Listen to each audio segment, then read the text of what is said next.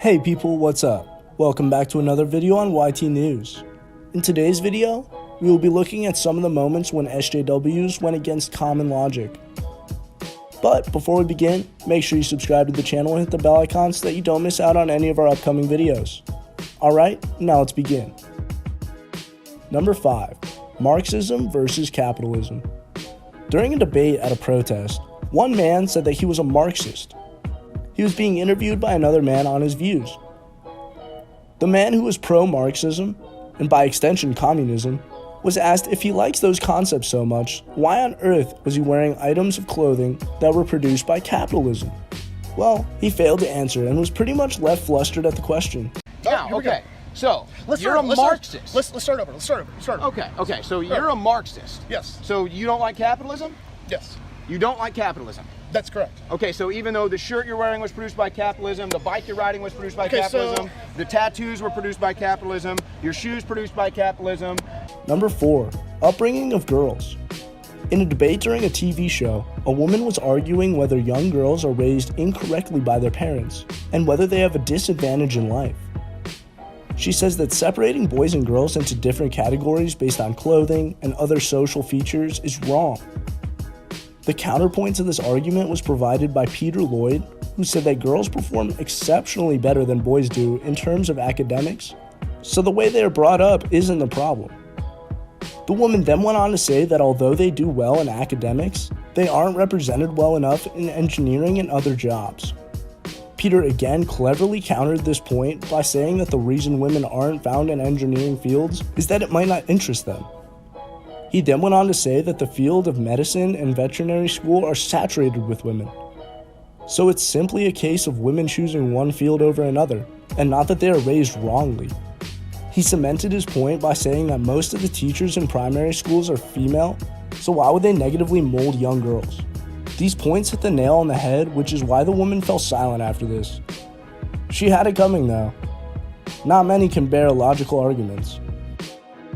Problems. I think also the scenario you've just depicted is actually really common. It's probably something I experienced myself when I was about 5 or 6, and it's one I continue to see today. I think the problem is just, there's so many things. It is the way parents talk to children, as you said, that the boy's told to be strong, clever, and I even sometimes have to control myself when I'm praising my young nieces to not tell them they're pretty. I just think it's become so ingrained in us that it's become a natural thing to do. But it's also, things they see just externally, whether it's toys or media, and the fact that, girls are given dolls. We've seen lots of instances of gendered clothing and toys, in toy stores, the pink aisle and the blue aisle.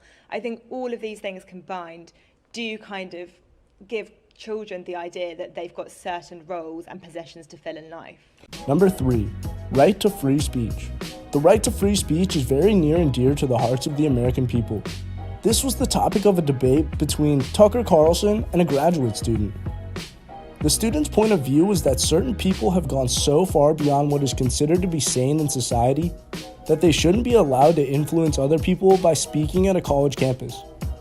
Tucker pushed back against this by citing a case from 1969, and he said that until and unless someone is inciting imminent violence, that they should be allowed to speak on any matter they choose to. The student then gave an example of just how bad the person who had been banned from speaking on the campus really was. He said that he had compared a black person to a monkey, which by any definition means that the person shouldn't have the right to engage a huge audience of people who might get influenced by his words. Tucker again came to that person's defense by saying that it doesn't matter if you agree with them or not, they have the right to free speech. The whole debate was just a back and forth with these points, but was really interesting to witness. Case vigilante violence against police officers who killed civilians and have not been indicted. Is that protected? Should that be protected on campus? That was, I mean, look. That was suppressed on, by those editors. I want a place where I can sort of have this conversation. What do you think about this? Should someone who actually advocates police officers be allowed to debate on a campus, or no, not even debate, to sort of come on and say what they believe on campus? If you are asking me a question, then let me answer it. This is not a question for college administrators to decide. It's been decided by the Supreme Court in a case called Brandenburg versus Ohio, 1969. Number 2, topic of transgender people. Ben Shapiro once got into a debate about the core meaning about being transgender. He stated his point of view that he didn't accept that trans people were a real thing because biology is a science that can't be refuted. The girl, after some thinking, replied that people can legally change their identity from one gender to another. So why doesn't Ben believe in that? He replied by saying that even if it's legal, it doesn't necessarily mean that it's right.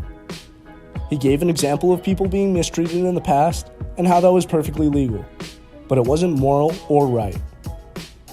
He then asked that if people could change everything about their identity, then why didn't the girl change her age? She had no reply to this statement and was left thinking of a response.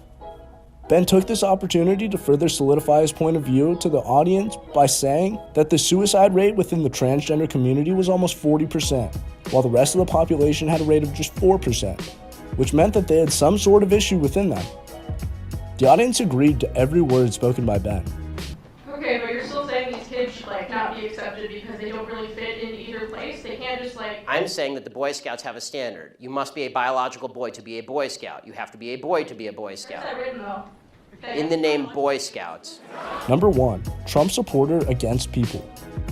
A Trump supporter was protesting with a sign that said that women were doing well under the Trump administration, and understandably, many people got heated over it.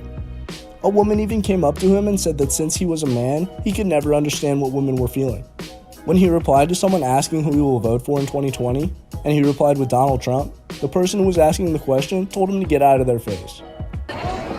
First of all, by the way... Well, you interrupted me.